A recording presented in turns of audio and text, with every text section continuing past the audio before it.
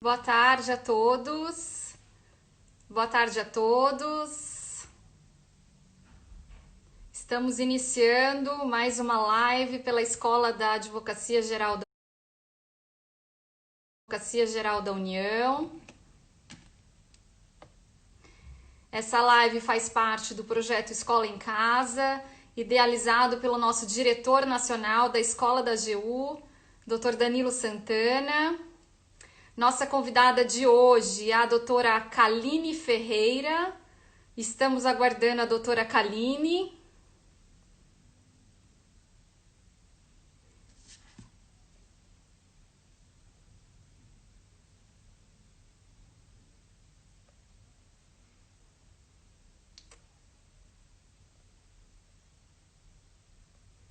Vamos ver se ela já entrou.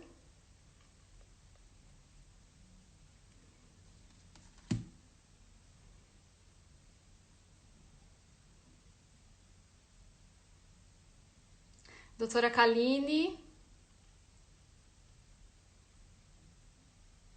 Acabou de entrar. Solicita aí, Kaline, para eu te acessar.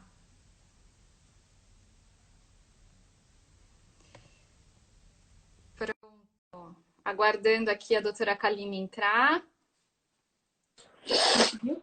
Olá! Olá, boa tarde, Boa Rita. tarde, tudo bem? Tudo jóia? É um prazer estar aqui com você. Prazer é todo nosso. Estou muito feliz de realizar essa live aqui com você hoje, sobre esse tema tão interessante para nós da Advocacia Pública Federal. Queria te agradecer muito pela participação aqui conosco. O tema da nossa live de hoje é os conflitos interfederativos em tempos de Covid-19 e a Câmara de Conciliação da Administração Pública Federal. Eu vou iniciar falando da brilhante trajetória da nossa convidada, a doutora Kaline Ferreira. Ela é advogada da União, atua com mediação desde 2014, atuou como coordenadora da Câmara Local na Bahia, até assumir a coordenação geral da Câmara de Conciliação e Arbitragem da Administração Federal em Brasília, né, Kaline? Ela é membro da Associação Francesa de Direito Administrativo e da Associação Latino-Americana de Direito Comparado. Fez mestrado em Direito Público na Universidade Federal da Bahia, na qual é professora adjunta de Direito Administrativo. É professora convidada da pós-graduação do Instituto Brasiliense de Direito Público, IDP, em Brasília. Em 2010, a doutora Kaline fez doutorado em Direito Público na Université Montesquieu Bordeaux IV, na França, e a sua pesquisa foi sobre mediação envolvendo entes públicos. E a sua tese foi laureada com a menção Très Honorable. Conta um pouquinho dessa experiência para a gente, Kaline. Primeiro, eu quero te agradecer, Rita, o convite da amiga e da profissional que eu admiro muito, colega da AGU, procuradora da Fazenda Nacional. É um prazer estar aqui falando de um tema que me é muito caro. Essa pesquisa na França, ela aconteceu nessa área justamente por eu ser membro da AGU. Porque eu acredito que em 2010, quando eu resolvi fazer a seleção para o doutorado na universidade pública na França, aqui no Brasil ainda não tratava-se da mediação envolvendo entes públicos. O CNJ estava fazendo uma campanha muito grande dos métodos consensuais de resolução de litígio nas relações privadas. Mas envolvendo entes públicos e interesse público, não se tinha nada, a não ser o pioneirismo da AGU, que já tinha um órgão dentro da AGU, que é a CECAF, a Câmara de Conciliação e Arbitragem da Administração Federal. Pense que em 2007 a AGU já tinha um órgão estruturado que aplicava a mediação em conflitos envolvendo entes públicos. E por conta disso, eu desenvolvi essa curiosidade e resolvi dedicar minha vida de pesquisadora também a essa área, que é os modos consensuais de resolução de litígio envolvendo entes públicos. E por força de uma série de notícias que eu tive de um mediador francês, eu escolhi a França consegui a licença para estudo no exterior, que eu acredito que a AGU também teve maior facilidade em deferir, justamente porque era uma pesquisa num tema que ela estava desenvolvendo, que ela estava incentivando. E eu defendi minha tese em 2013 e tive a satisfação de retornar e conduzir a Câmara de Conciliação Local na Bahia, que era onde eu estava em exercício na época, e depois tive a satisfação de ser convidada pelo atual diretor, o Dr. José Roberto Peixoto, para ser a coordenadora geral e substituta dele na Câmara de Conciliação da Administração Federal. Essa é a história. Que bom! Kaline, a Advocacia Geral da União tem incentivado a implementação dos meios consensuais de resolução de conflitos em diversas unidades de atuação. Eu gostaria que você falasse um pouco sobre isso. Verdade. É muito bom fazer parte, né? Pesquisar isso e fazer parte de uma instituição que, muito mais do que estruturar e ser pioneira na mediação envolvendo entes públicos desde 2007, mas a AGU, eu poderia dizer que a AGU desenvolve uma política institucional de consenso, o que é bem diferente de você ter simplesmente uma Câmara Sim. que mediação aos seus conflitos, sabe, Rita? É muito interessante que a advocacia pública em geral, que agora estão estruturando suas câmaras, pense no conceito assim, não como somente uma forma de desafogar o Poder Judiciário, mas também como uma forma de melhoria da atividade administrativa. Porque no momento que a administração pública ela retoma esse papel, que é um papel de gestão pública também, né? Gestão de crises, porque o conflito faz parte dessas crises, ela retoma todo um papel que ela nunca deveria ter negligenciado, porque alguns conflitos, efetivamente, envolvendo entes públicos, eles não conseguem ser pacificados na sua inteireza, na sua integralidade, pela atividade jurisdicional. E no momento que a administração pública retoma isso, ela usa o consenso para reformular suas estruturas, para melhorar seu serviço público. E a AGU fez isso. A AGU tem a SECAF, que tem uma aptidão para esses conflitos mais complexos, envolvendo a promoção e a melhoria de políticas públicas, mas ela também age como negociadora direta, sem intermediação do mediador, porque dentro da PGU a gente tem uma estrutura que é a Central de Negociação, onde a AGU negocia, ela age ali como negociador numa mesa com o particular, e ela ainda tem na PGF também os órgãos que celebram os acordos envolvendo as autarquias federais. Então, a AGU, ela amadureceu institucionalmente, tomando o consenso como uma política institucional. E isso é muito bom de poder ver e poder participar e contribuir de alguma forma. Sim. A Câmara de Conciliação da Administração Federal, ela realiza a resolução consensual de conflitos envolvendo a administração pública federal. Sim. Então, são conflitos que envolvem o interesse público. Como Sim. é a atuação da SECAF? Quem pode provocar a atuação? E quais são os conflitos que podem ser submetidos à SECAF? A pergunta é enorme. É enorme. Para você falar tudo da SECAF. Eu vou 10 minutos no máximo. Um ponto, você vai me relembrando os pontos que você tratou, porque foi bastante coisa. Em 2007, quando a SECAF foi estruturada, ela foi muito modesta na sua... A AGU foi modesta na estruturação, mas com muita cautela, e eu acho que fez muito bem, porque a gente ainda era muito primário, pensando em mediação envolvendo entes públicos. Então, a SECAF foi criada em 2007 apenas para atuar como mediadora nos conflitos envolvendo entes públicos federais. União, com autarquias federais, empresas públicas federais, sociedade de economia mista federais. Pouco depois, eu acredito que menos de 2 anos, ela largou essa competência para também atrair e poder ter competência para dirimir conflitos por mediação entre entes públicos federais, com estados e municípios. E com o advento da Lei 13.140 de 2015, a própria lei, o próprio legislador, ele alargou essa competência também para conflitos que envolvessem particulares. Então, hoje, quem pode provocar a SECAF? quem é legítimo para provocar a nossa atuação. Os juízes nos remetem processos que tenham entes públicos e que ele percebe que há uma aptidão para a mediação. Os próprios colegas advogados da União, que têm processos já judicializados ou não, que percebem que tem um viés para mediação, eles também nos enviam processos para mediação, eles também nos enviam esses conflitos. O Ministério Público pode nos enviar esses conflitos. Os ministros do Supremo Tribunal Federal nos enviam esses conflitos, ministros do STJ.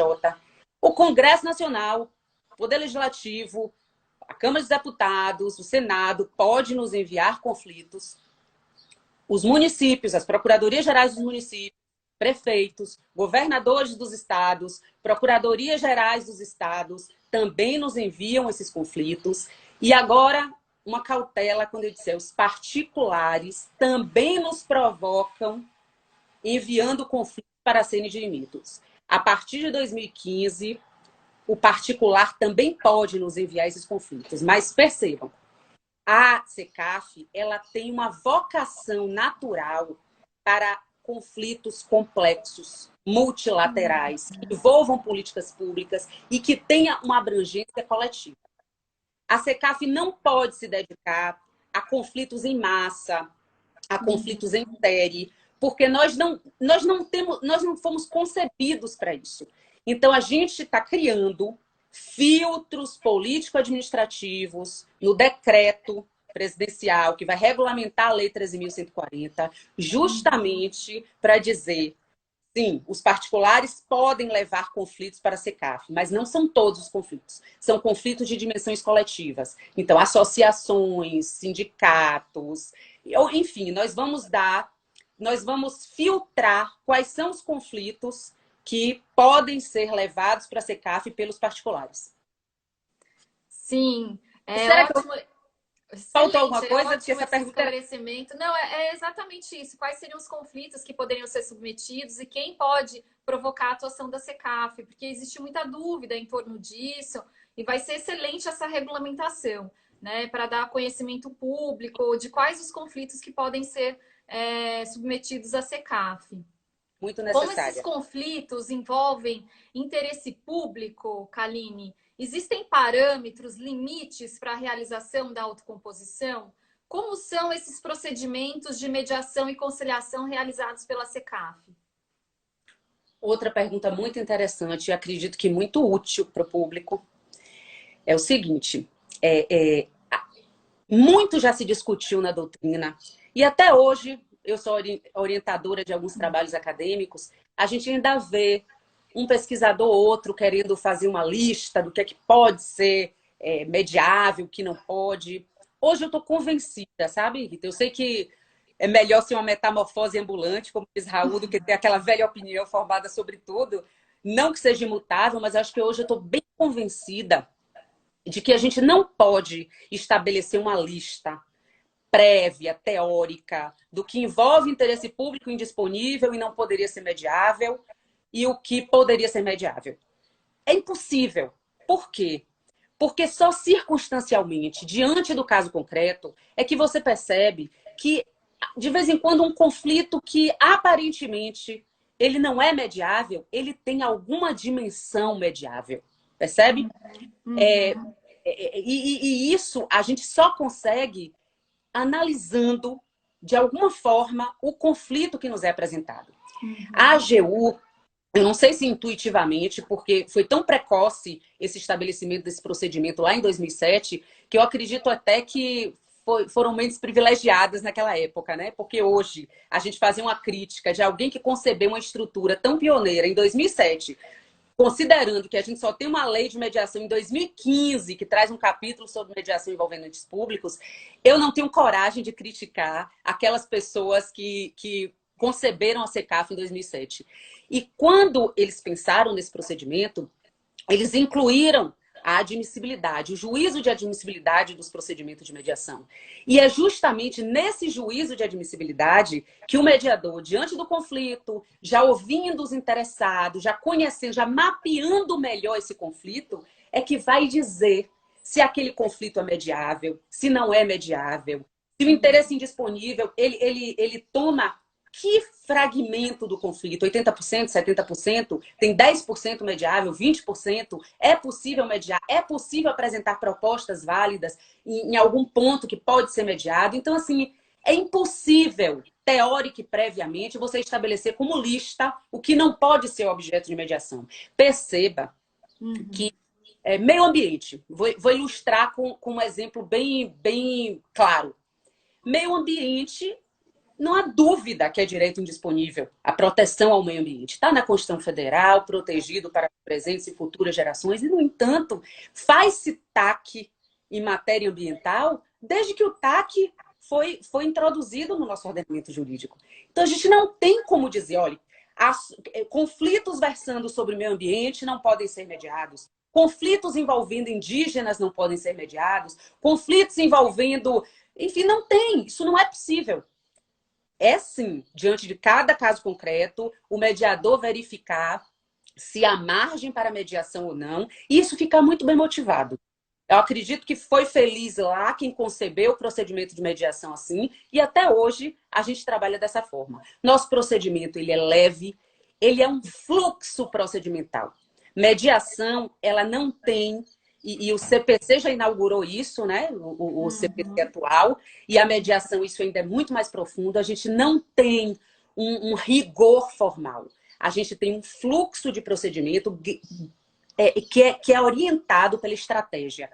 Cada mediador ele tem que pensar em seu processo e criar um plano estratégico de mediação, porque ele tem que antecipar o que será feito nos próximos passos, quem ele deverá ouvir, o que é que ele deverá fazer para que as partes tragam opções para o processo. Então, a gente fala muito mais de uma estratégia procedimental do que de um procedimento propriamente dito. A gente tem um fluxo e, em determinado momento, acabadas as tratativas, a gente tem uma fase que a gente chama de accountability, que é justamente quando o advogado público ele empresta para o processo seu viés mais, digamos assim, mais demandado. E eu acho que até por isso que o legislador colocou que as câmaras de mediação deveriam estar dentro dos órgãos da advocacia pública, porque a gente traz a segurança jurídica para os interessados numa mesa de negociação e de conciliação.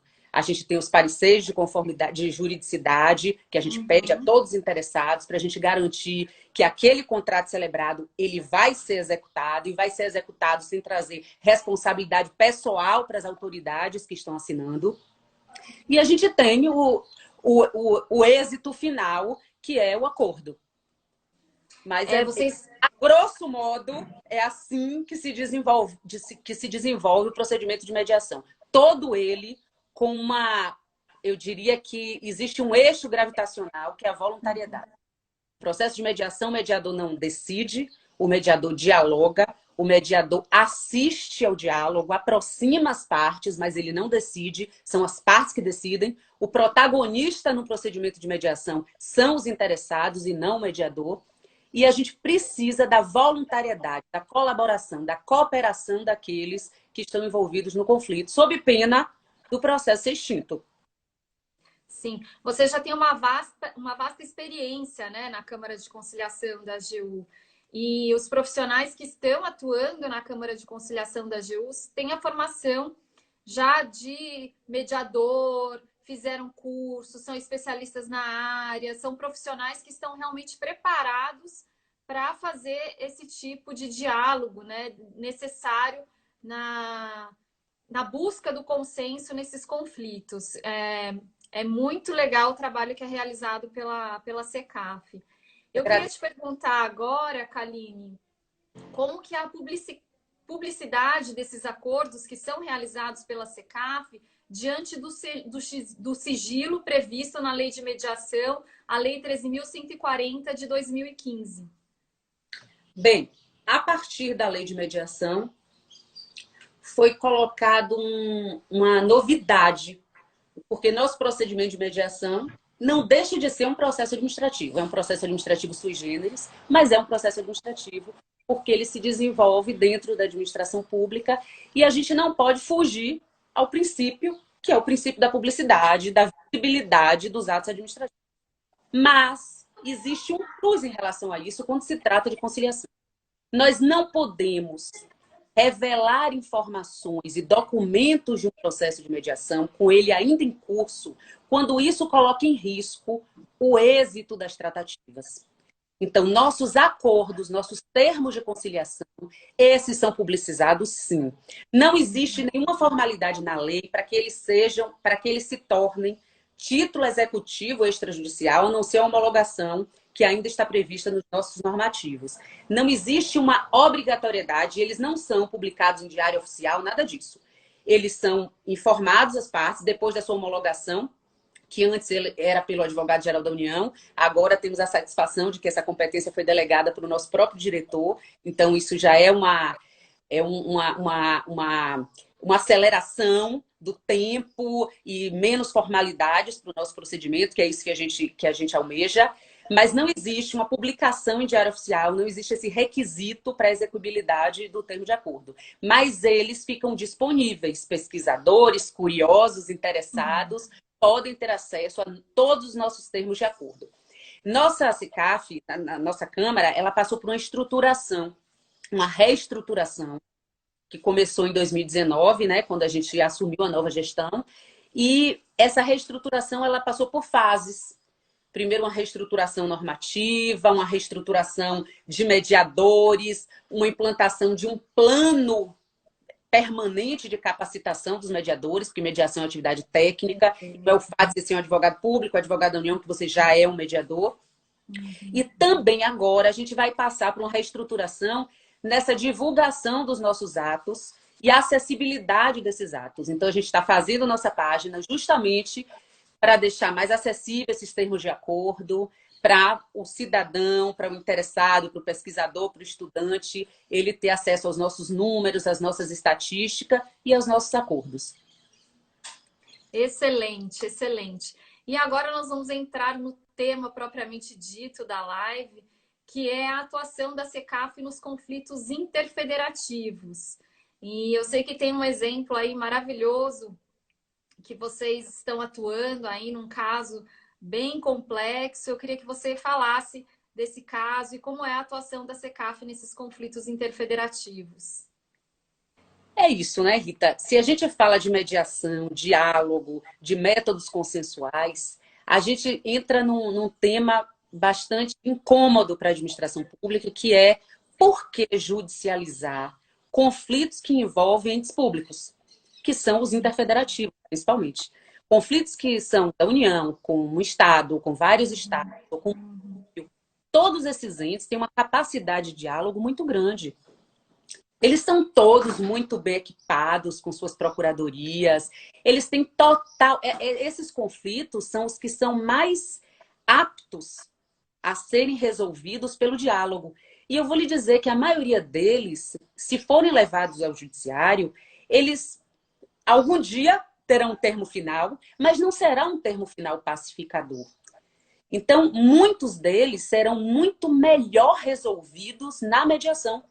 Isso, inclusive, é uma conclusão que os próprios magistrados, eles chegam a essa conclusão. Eles nos enviam esses processos. Os ministros do STF, né, e a gente tem 2 ex-AGUs ministros do STF, um deles, o ministro Toffoli, foi na gestão dele que foi implantada esse caso, eles conhecem muito bem a estrutura e confiam muito na mediação desenvolvida pela AGU. E eles nos enviam esses conflitos, justamente porque eles percebem que, por mais que os juízes e ministros se esforcem, muitos desses conflitos requerem algo mais. A visão do juiz, ela é uma visão de túnel. Ela é uma visão limitada pelos limites da lide, do processo. A administração pública, quando resolve consensualmente, ela tem uma visão ampla, transversal. É algo muito mais amplo do que a atividade jurisdicional quando resolve um conflito. Então, muitos desses conflitos são muito mais aptos a serem pacificados na mediação, na conciliação, na negociação. A gente tem um processo, e aí é dele que você fala, porque a gente estava comentando sobre ele. Ele é um processo que ainda está em curso, sobre a implantação, o programa de interposição do Rio São Francisco, da transposição do Rio São Francisco. E esse é um conflito que jamais o Poder Judiciário poderia resolver com eficácia. ele precisa de toda a implantação de uma política pública multilateral, envolvendo alguns estados do Nordeste, envolvendo não, em vários ministérios, com autarquias envolvidas, são muitas autoridades, é muita especificidade técnica.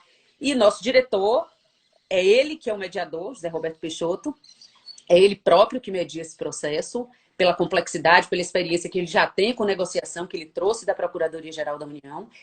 E esse processo, para mim, é um exemplo daquele processo que não poderia ser judicializado, porque ele não teria um termo final minimamente pacificador.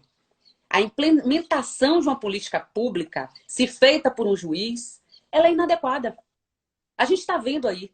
E é muito bem adequado a gente falar disso nesse momento, porque a gente está falando de uma pandemia, de uma crise, e a gente está falando de algo que está surgindo de maneira muito forte. Eu chamo metaforicamente de uma demanda por uma solidariedade institucional. A gente está vendo aí estados, municípios agindo descoordenadamente, União agindo para um lado, estado e município, cada um ao seu gosto, agindo para o outro.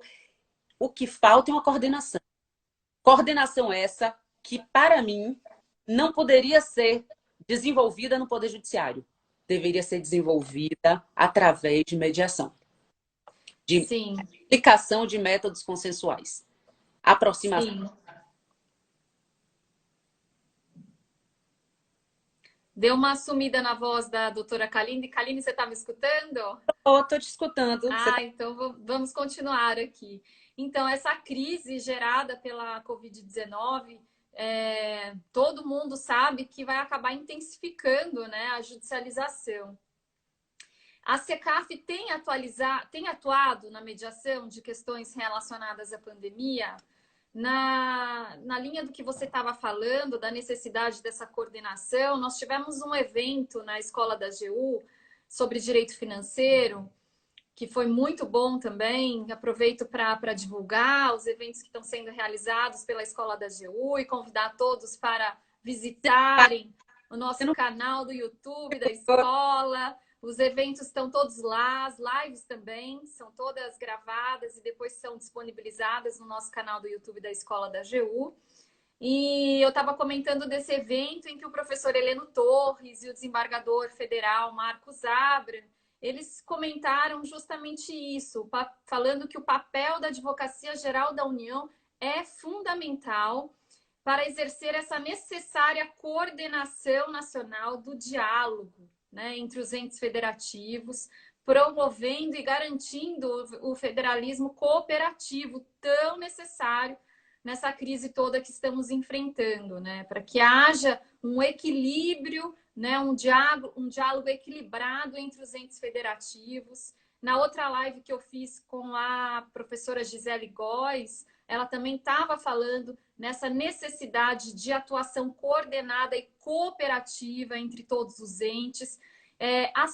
No seu ver, né, esse papel da AGU tão fundamental poderia também ser exercido por meio da SECAF, né, na construção dessas soluções, desses conflitos de forma consensual, especialmente esses conflitos tão complexos decorrentes da crise, da pandemia. Nós estamos preparados para isso. Temos a expertise necessária. Eu também concordo com esses professores. Eu acredito que o que está faltando é uma coordenação, é esse federalismo cooperativo. Eu acredito que essa decisão do STF, que deixou claro a competência dos estados e dos municípios para implantar políticas de vigilância sanitária em relação ao isolamento, limites do isolamento, enfim, medidas necessárias, ela aprofundou a necessidade de se debater sobre isso. Federalismo cooperativo, solidariedade institucional.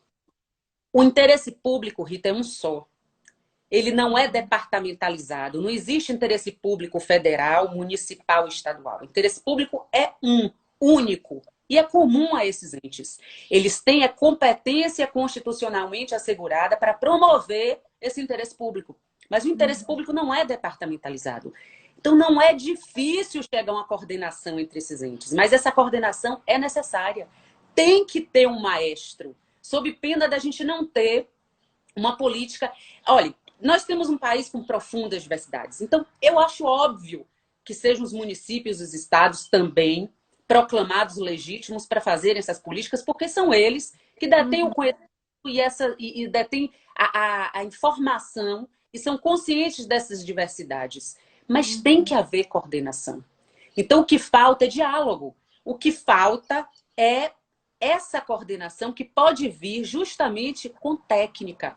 Se eles não conseguem sozinhos dialogar, conversar, chegar a um denominador comum, o que falta aí é técnica, é profissionalismo. E mediação é isso. É uma atividade técnica que, se você sozinho não consegue chegar a êxito, numa harmonização de interesses, você precisa de um terceiro que sabe como levar um diálogo, como fazer um diálogo assistido para chegar até um resultado positivo.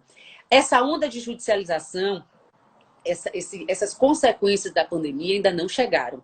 Eu tenho conversado e até participei de uma live com o ministro Salomão, e o judiciário ainda está latente, esperando, até porque está todo mundo indo em casa, está todo mundo indo em choque. Então, a gente não teve ainda esse boom da demanda judicial. Isso ainda vai existir. E eu acredito que antes disso existir, que nós, institucionalmente, consigamos amadurecer para essa política aí de federalismo cooperativo, que a gente tenha uma coordenação e que a gente lance uma política de diálogo para a gente simplesmente mudar o locus da discussão, da maioria desses conflitos de maior peso, que são conflitos que vão ser gerados por essas divergências normativas de Estado, município, União, que a gente possa, pelo menos quando, em relação a esses conflitos interfederativos, que nós possamos conversar em mesa, que nós podemos resolver nossos conflitos em âmbito administrativo, com consenso. E a AGU está preparada para isso. A gente tem a expertise necessária para fazer essa coordenação. Em prol do interesse público de todos, né? E não em dos prol interesses que é um particulares. Só, Exato, exato. forma alguma. E eu creio que essa expertise da Câmara de Conciliação da AGU vai ser extremamente necessária mesmo, porque existe essa necessidade de ter alguém promovendo o diálogo, né? De ter alguém com a técnica necessária para levar a essa solução consensual. Eu queria aproveitar, Kaline, eu estou vendo os comentários aqui das pessoas que também estão participando aqui da nossa live, a quem eu já agradeço a todos aí pela participação. Tem casos muito importantes de atuação da SECAF que a gente podia aproveitar também para divulgar. O Amilcar Peixoto está falando da importância da SECAF nas mediações realizadas e ele considerou histórica a mediação de portos, que somava despesas de 3,4 bilhões, maior do que a arrecadação. Fala um pouquinho sobre essa mediação para nós, Kaline. Pois é, essa aí eu tive a satisfação de mediar. Eu fui a mediadora. Pois é. E realmente era um processo bem complexo. Se arrastava um conflito há mais de 10 anos. Portos, o Instituto Portos de Seguridade Social, é um ente privado. Ele administrava o plano de benefício complementar de portuários. E ele estava em liquidação. E não se chegava a um consenso para fazer esse equacionamento do plano de benefício.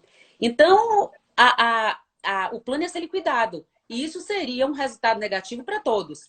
Então, o processo envolveu o Ministério da Infraestrutura, várias estatais, que são as companhias docas de Santos, enfim, de vários estados.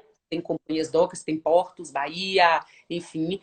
E foi uma negociação com entidades sindicais, mais de 20 entidades de classe. Dialogar com todos esses setores, tentar... Lógico, a gente tem muita ajuda, o Interventor também participou, o Interventor de Portos, a Previc. E a gente foi, aos poucos, conseguiu ir ultrapassando muitos obstáculos. E chegou a um consenso, as patrocinadoras, que são as companhias docas, elas financiaram uma parte desse déficit, os próprios beneficiários, os portuários, eles também assimilaram uma parte desse prejuízo, e a gente conseguiu implantar por acordo um plano de equacionamento, e esse acordo saiu, acredito que foi assinado no começo da pandemia. Em Sim. março de abril, eu tive essa notícia, assim, esse evento muito positivo, né? No meio de uma crise, a gente conseguir celebrar um acordo que trouxe a paz para muitas famílias beneficiários do Instituto Portos. Sim, os resultados do trabalho bem feito, do trabalho com excelência, com responsabilidade, com Trabalho dedicação. A gente aproveita também para ressaltar todo esse trabalho de excelência que tem sido realizado, né? Na sua gestão, na gestão do doutor. Ai, meu Deus, sumiu o nome dele agora, José Roberto. José Roberto Peixoto, a quem também eu parabenizo pela excelente gestão aí à frente da SECAF. acho que eu...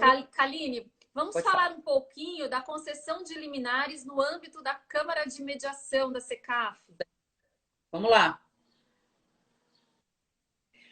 Bem, pela Lei de Processo Administrativo Federal, você tem como administrativamente determinar medidas cautelares, ok? Uhum. Mas isso é uma atividade cogente da administração pública. E isso, num procedimento de mediação, vai de encontro a toda a espinha dorsal do procedimento de mediação, que é a voluntariedade. Então, percebam, um ente público que participa de uma mesa de negociação, que tem uma liminar concedida, uma cautelar concedida pelo Consultor-Geral da União, impositivamente, e que fere algum direito dele, ou que ele não concorda, o que ele vai fazer? Ele vai se retirar da mesa. Ele vai simplesmente... A gente vai perder a voluntariedade da participação daquele interessado. Então, a gente percebeu na SECAF que a gente precisava pensar numa forma de conseguir acautelar alguns direitos sem perder nossa essência, que é a voluntariedade. Então, o que a gente faz? A gente desestimula os interessados a pedirem provimentos cautelares cogentes, os provimentos cautelares da Lei 9784, que é a Lei de Processo Federal. O que a gente estimula? A gente diz o seguinte, olha, como os interessados precisam ter uma atividade cooperativa, que é justamente a expressão da voluntariedade nos procedimentos de mediação, vamos sentar à mesa e vamos tentar que esses procedimentos cautelares sejam voluntários. Eles sejam a expressão dessa cooperatividade do interessado. Então, digamos que a gente tem interessados e um deles, às vezes, é uma autarquia, que tem problema no CADIM, que tem seu nome negativado. E ela precisa conseguir, ou um Estado federado, e ela precisa de financiamento, ela precisa participar, ela precisa de fomento, ela precisa de recursos públicos que ela não consegue enquanto ela tem uma negativação. Então, ela precisa se acautelar da retirada desse nome para poder participar de um procedimento de mediação com tranquilidade. A gente chama esse órgão que negativou esse ente público e negocia com ele a retirada do nome enquanto o procedimento de mediação tramita.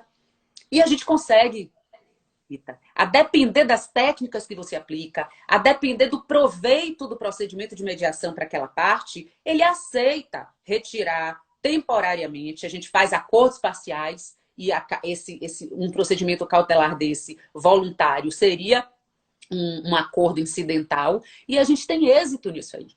E a gente não perde a voluntariedade no procedimento de mediação. Então, a gente tem implementado esse tipo de medida cautelar nos nossos procedimentos. Que bom. Aproveitando aqui os comentários, todo mundo aplaudindo, queria agradecer a participação. Estão comentando como a mediação vai ampliar a solução dos conflitos em tempos de coronavírus e também se está havendo sessões virtuais de mediação pela SECAF. Se há essa adesão ao procedimento virtualizado e qual seria a eficiência desse procedimento? Antes de responder, doutora Cíntia, minha colega, professora da UFBA, juíza federal, está participando. Muito obrigada. Um prazer te rever. E quanto à pergunta, a SECAF, ela não parou a tramitação dos processos, ela tem recebido demandas novas e tem seguido com a tramitação dos procedimentos de mediação. Nossas reuniões, tanto as unilaterais quanto as bilaterais e até multilaterais, estão sendo feitas pela plataforma Teams. E assim, há um prejuízo. A mediação ela precisa muito desse contato, dessa integração. O corpo também fala, a gente precisa muito estar próximo, mas assim, a gente tem que se adequar com os momentos e tirar o máximo proveito disso, né? E a gente tem tirado o máximo proveito disso. Tem alguns momentos e para alguns conflitos que eu te digo que as reuniões virtuais elas são até mais adequadas. A gente consegue até um êxito maior em determinados conflitos que em outros. Mas assim, é todo um momento de adaptação. Temos feito essas reuniões virtuais, os processos têm tramitado normalmente. Nossas reuniões entre os mediadores também estão sendo virtuais. A gente não tem feito nada presencial, a gente não tem tido presença física na SECAF, pelo menos por enquanto. O protocolo de novas demandas está sendo também virtual. E a gente ainda não tem nenhuma demanda específica relacionada ao Covid até o momento. Tá bom. Kaline, você estava falando que o próprio Supremo Tribunal Federal remete alguns casos para a Câmara de Conciliação da Administração Pública Federal, a SECAF. Eu queria falar de alguns casos, né? Que para o pessoal conhecer, de alguns casos práticos, para ver como que ocorre na prática. Até colocar um exemplo aqui, o conflito Sim. de terras na Bahia em 2018, que você acompanhou. Conta um pouquinho pra gente. Esse processo, salvo engano, é quando eu ainda era coordenadora da Câmara Local. Foi um processo relacionado com os quilombolas. Acredito que seja isso. Gente, eu vou ter... Olha, eu não sei se minha memória está tão boa, mas eu acredito que era um processo que ele surgiu de Denox. Era uma barragem e mais de 20 anos atrás, na construção dessa barragem, foi inundada uma comunidade quilombola. E essa também era uma ação civil pública do Ministério Público Federal, era praticamente a reconstrução de toda uma cidade. Então, era um processo gigantesco, com muitos comunidades quilombolas, associações do Ministério Público Federal. Salvo engano, tinha um estado da Bahia também, eu não sei se tinha município. Eram alguns deputados também participando, como ouvintes, como interessados. Muitas entidades de associações de movimentos negros, Fundação Palmares. Agora, esse processo ele não teve um êxito. A gente conseguiu progredir, mas o Denox, na época, tinha uma limitação orçamentária muito grande. E a gente não conseguiu que o Denox ele conseguisse implantar o que o Ministério Público não abria mão. Então, foi uma negociação bem, infelizmente, frustrante para mim. Acontece. A gente não quer que aconteça nunca. Mas, às vezes, a gente tem alguns avanços no processo de mediação, Rita, que é um efeito decantador, sabe? Eu acredito nisso. Muitas vezes você não tem acordo naquele processo, mas você consegue colocá-lo num estágio onde o provimento jurisdicional ele é feito com mais qualidade. Eu acho importantíssimo falar isso aqui, porque nem sempre mesmo se chega à solução consensual por meio da Câmara. Mas existe um amadurecimento das questões, né? Existe o diálogo, de qualquer forma, ele arredonda muitas arestas, ele prepara, amadurece a solução. De toda forma, tem uma contribuição muito grande. Sim, eu acredito que ele vai para o juiz em outro estágio, é outro processo. Sim, sim. É uma contribuição enorme também, é uma contribuição enorme. Kaline, tantos elogios para você, eu estou assim, muito feliz mesmo de fazer essa live, falando de todo o trabalho que é realizado pela SECAF, com tanta excelência, não é à toa os elogios a você, ao Dr. José Roberto Peixoto, que vocês continuem fazendo esse trabalho maravilhoso. Secaf super preparada aí para resolver esses conflitos interfederativos, preparada para atuar nesses casos tão complexos que virão com a crise que estamos enfrentando em razão da pandemia. E eu gostaria de passar para você expor, falar o que você quisesse agora no final da nossa live. Fica à vontade para destacar algum tema que seja aí do seu interesse, que você entenda que seja relevante para todos nós. Eu queria só terminar agradecendo, óbvio, a todos aqueles que estão assistindo. Nós temos uns minutos ainda, pode falar tranquila. Eu agradeço a generosidade dos elogios, né? Deve ser fruto da amizade. Agradeço a oportunidade, Rita. Foi muito bom ter esse espaço aqui, nessa ferramenta nova, né? Porque sem auditório, falar de frente para um celular é um desafio para mim. E eu queria, assim, que nós temos na AGU também, na Secaf, representações da Secaf em todos os estados federados.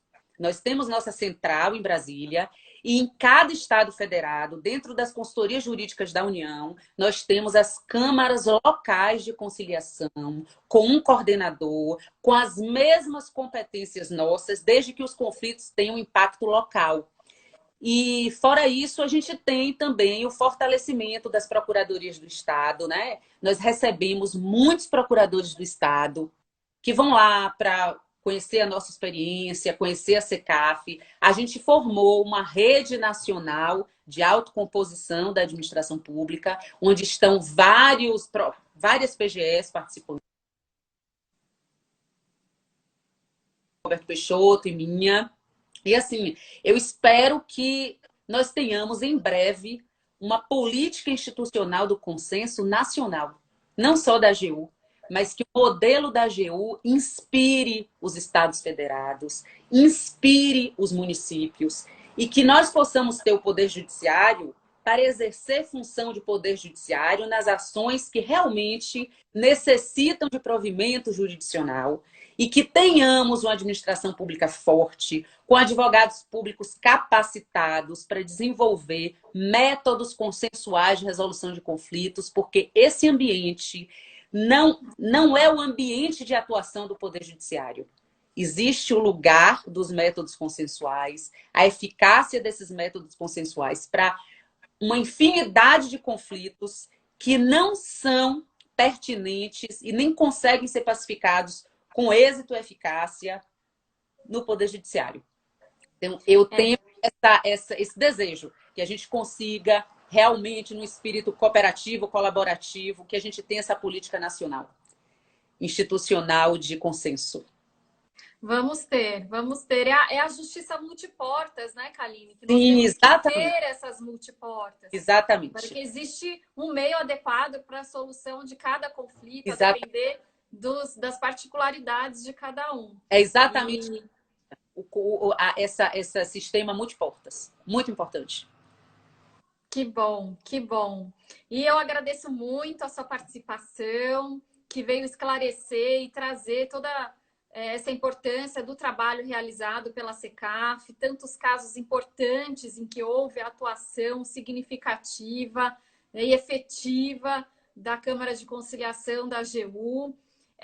Esse trabalho que tem sido realizado em prol da Política Nacional do Consenso já é uma realidade na AGU e, sem dúvida nenhuma, essa realidade está sendo divulgada e está contaminando aí todas as procuradorias, muitas procuradorias participando aqui da nossa live, deixando registro de participação, né, que mostra que a advocacia pública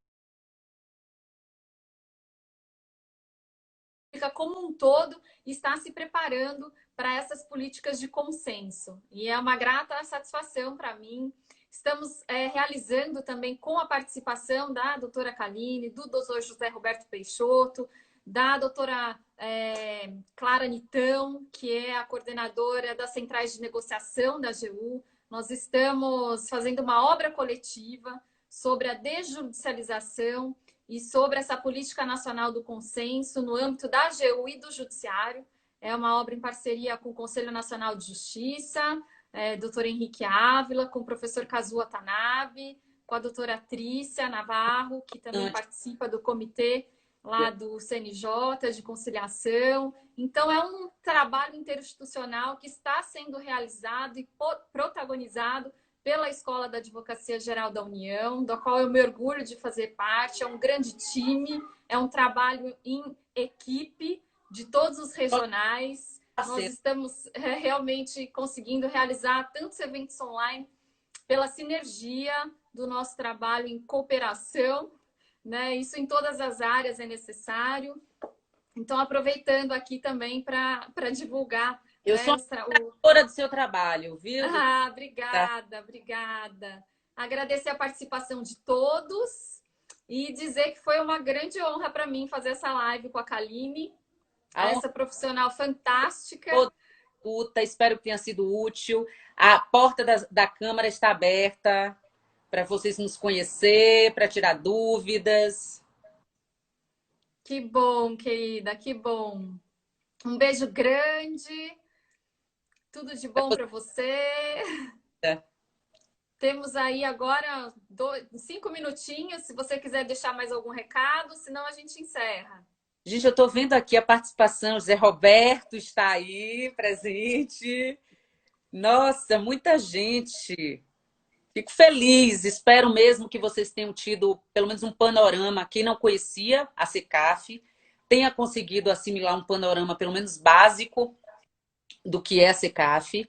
Para aprofundar, a gente tem o maior prazer em recebê-los e a gente já tem uma bibliografia razoável de pesquisadores, de professores que falam sobre a SECAF. Então, eu acredito que não é difícil conhecer o nosso trabalho e a gente está à disposição também. Eu acredito que esse ponto agora da reestruturação, Rita, que é a divulgação do nosso trabalho, que é colocar à disposição do público nossos termos de acordo, nossa legislação, os normativos que regem a Câmara, enfim, até produções bibliográficas mesmo dos espectadores. Eu acredito que isso é um passo extremamente importante para a popularização da SECAF. Quanto mais popular, quanto mais conhecida, melhor. Porque a ideia é essa, que ela esteja acessível. Os cases de atuação que trazem muita experiência também, muito conhecimento, né, Kaline, que a gente estava comentando. O ementário vai ser muito bom. A gente colocar os processos, a ementa dos processos, e aí que as pessoas começam a querer conhecer os processos a partir da ementa. Quando conhecem que aquele conflito foi submetido à SECAF, isso vai ser muito bom. Muito bom, muito bom. Obrigada. Obrigada a todos que participaram. Muito obrigada. Continue participando das lives da Escola da AGU. Obrigada. Um grande beijo. Beijo. Até a próxima. Até a próxima. Beijos. Até a próxima. Até logo. Tchau. Tchau.